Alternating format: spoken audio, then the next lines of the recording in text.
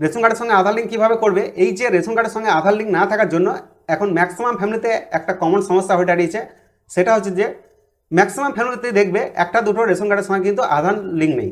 এর জন্য তাদের রেশন কার্ডগুলো লাল হয়ে গেছে এবং তারা যখন রেশন ডিলারের কাছে যাচ্ছে রেশন তোলার জন্য, সেই ডিলারগুলো কিন্তু তাদেরকে আর রেশন দিচ্ছে না, যে তাদের যে রেশন কার্ড সেটা ইনঅ্যাক্টিভ আছে। তো এই যে তোমার রেশন কার্ড লাল হয়ে গেছে, ইনঅ্যাক্টিভ হয়ে গেছে, তুমি যদি চাও তোমার বাড়িতে থাকা যে স্মার্টফোন রয়েছে না, এই স্মার্টফোন দিয়ে তুমি খুব সহজেই কিন্তু রেশন কার্ডের সঙ্গে আধার লিঙ্ক করে নিতে পারবে। আর এর জন্য তোমার বিশেষ কিছু ডকুমেন্টসেরও প্রয়োজন নেই, জাস্ট একটি ডকুমেন্টস হলেই হবে, সেটা হচ্ছে আধার কার্ড। এবং আধার কার্ডের সঙ্গে যেন অবশ্যই মোবাইল নাম্বার লিঙ্ক থাকে এবং সেই মোবাইলটা যেন অ্যাক্টিভ অবস্থাতে থাকে। তাহলে কিন্তু খুব সহজেই তুমি তোমার যে স্মার্টফোন রয়েছে এই স্মার্টফোন দিয়ে ঘরে বসেই রেশন কার্ডের সঙ্গে আধার লিঙ্ক করে নিতে পারবে।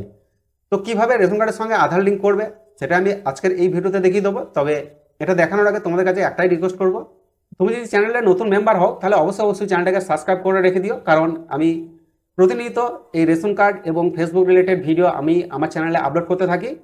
তো কীভাবে রেশন কার্ডের সঙ্গে আধার লিঙ্ক করবে সেটা আমি দেখে দিচ্ছি। তো এর জন্য চলে যাবো আমার কম্পিউটার স্ক্রিনে। তোমরা কম্পিউটার ছাড়াও মোবাইল দিয়েই করতে পারবে একই প্রসেস। এর জন্য তোমরা ডিপার্টমেন্ট অফ ফুড আর সাপ্লাইজ গভর্নমেন্ট অফ ওয়েস্ট বেঙ্গলের ওই পেজে চলে আসবে।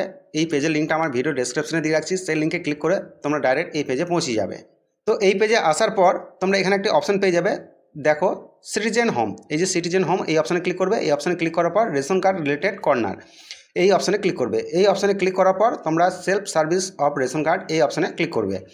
এই অপশানে ক্লিক করার পর এখানে দেখো link Aadhaar to active the ration card এই অপশানে ক্লিক করবে। এই অপশানে ক্লিক করার পর তোমার সামনে এই ধরনের অপশান আসবে। তো এখানে দেখো তোমার যে রেশন কার্ড ইনঅ্যাক্টিভ হয়ে গেছে, যে রেশন কার্ডটা লাল হয়ে গেছে, সেই রেশন কার্ডের নাম্বারটা এখানে ফিল করবে। আমি আমার রেশন কার্ড নাম্বারটা এখানে ফিল করছি। রেশন কার্ড নাম্বার হয়ে গেলে সার্চ এই অপশানে ক্লিক করবে। সার্চ অপশানে ক্লিক করার পর তোমাকে এখানে তোমার যে আধার কার্ড সেই আধার কার্ডের নাম্বারটা এখানে বসাইতে হবে। তো আমার আধার কার্ড নাম্বার এখানে বসাচ্ছি। আধার কার্ড নাম্বার বসানো হয়ে গেলে এখানে একটি কনসার্ন দেবেন এবং সেন্ড ওটিপি এই অপশানে ক্লিক করবে। সেন্ড ওটিপিতে ক্লিক করার পর তোমার আধার কার্ডের সঙ্গে যে মোবাইল নাম্বার লিঙ্ক হয়েছে সেই মোবাইল নাম্বারে ওটিপি রিসিভ হবে। সেই ওটিপিটাকে তোমাকে এই ওটিপি ঘরে বসাইতে হবে। তোমার ওটিপি বসিয়ে এটাকে সাবমিট করবে। সাবমিট করার পর তোমার সামনে এই ধরনের অপশন চলে আসবে, অর্থাৎ তোমার পুরো ডিটেলস এখানে দেখতে পাবে।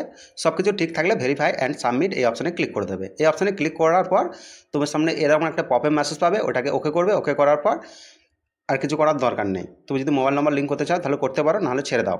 তো এই প্রসেসে তোমরা রেশন কার্ডের সঙ্গে আধার লিঙ্ক করে নিতে পারবে।